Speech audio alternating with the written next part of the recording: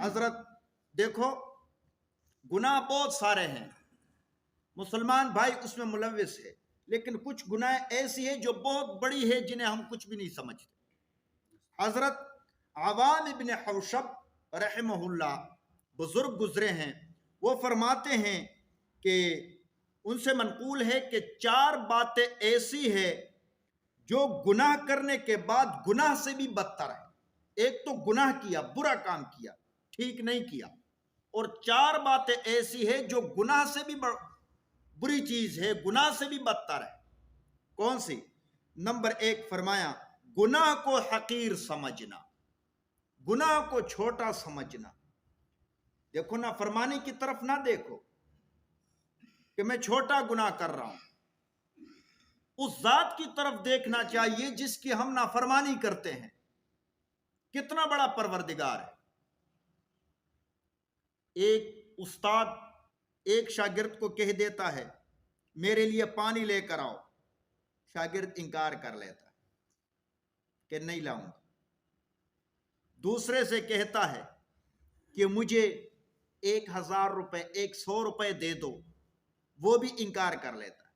دونوں طالب علموں کو استاد کا گستاخ سمجھا جائے گا کہ اس نے استاد کی کیا کی؟ نافرمانی کی۔ جو پانی نہ لانے والا تھا اس نے بھی نافرمانی کی، اگرچہ وہ پانی لانا معمولی سا کام ہے، کوئی اتنا بڑا کام نہیں، اور پیسے دینا وہ بڑا کام ہے، لیکن نافرمان دونوں کو شمار کیا جاتا ہے کہ استاد کی نافرمانی کی انہوں نے۔ تو چھوٹا گناہ ہو یا بڑا، کس کی نافرمانی ہے؟ اللہ کی نافرمانی۔ اللہ کتنا بڑا ہے۔ گناہ کو حقیر سمجھنا، گناہ سے بھی بڑھ کر۔ ہم کیا کرتے ہیں؟ گناہ کو گناہ نہیں سمجھتے، فون آ گیا، جی خان صاحب کہاں ہو؟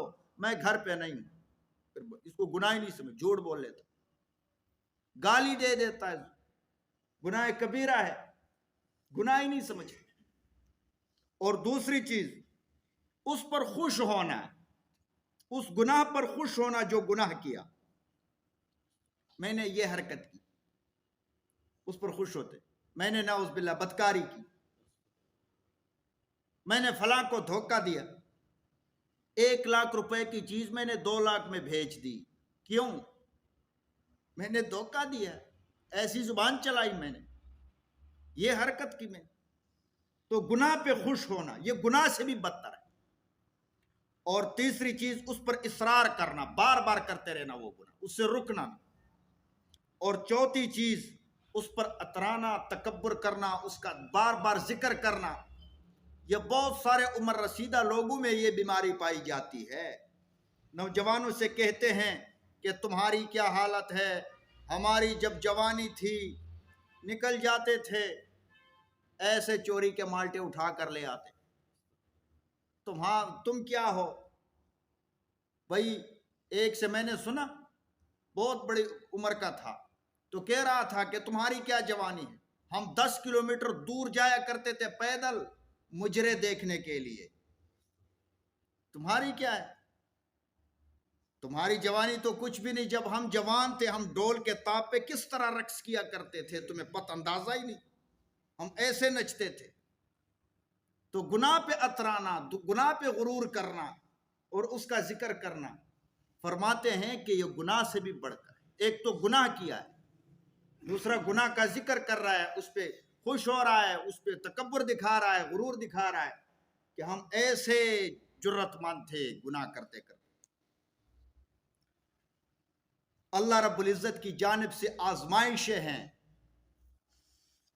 بیماری کی شکل میں۔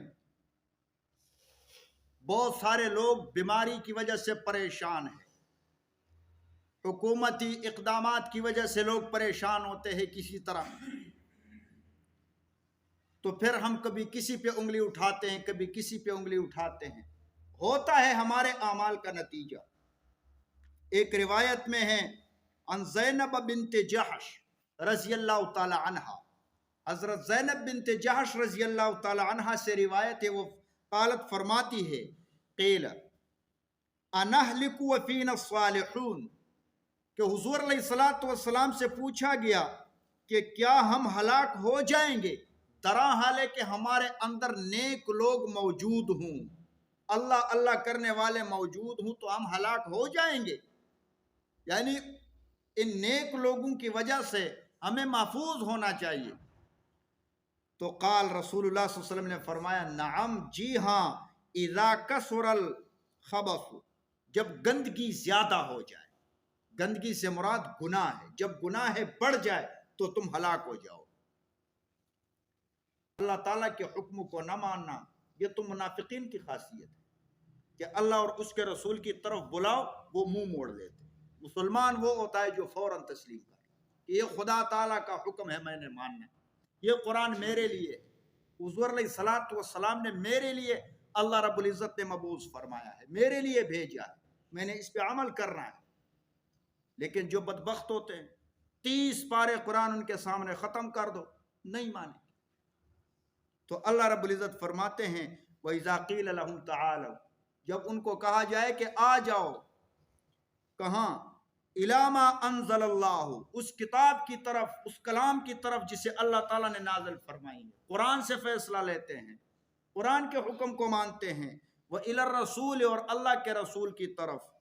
رَأَيْتَ الْمُنَافِقِينَ آپ منافقین کو دیکھ لو گے. اگرچہ اس آیت کریمہ کا وہ شان نزول ایک مخصوص واقع ہے لیکن حکم عام ہوتا ہے اس کا, قیامت تک کے انسانوں کو یہ شامل ہے. رأیت المنافقین آپ منافقین کو دیکھو گے جو بظاہر مسلمان نظر آ رہے ہوتے ہیں لیکن حقیقت میں وہ مسلمان نہیں ہوتے.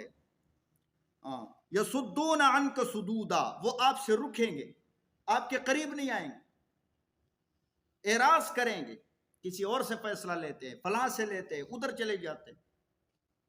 تو اللہ رب العزت کے حکم کے سامنے اپنے آپ کو تسلیم کرنا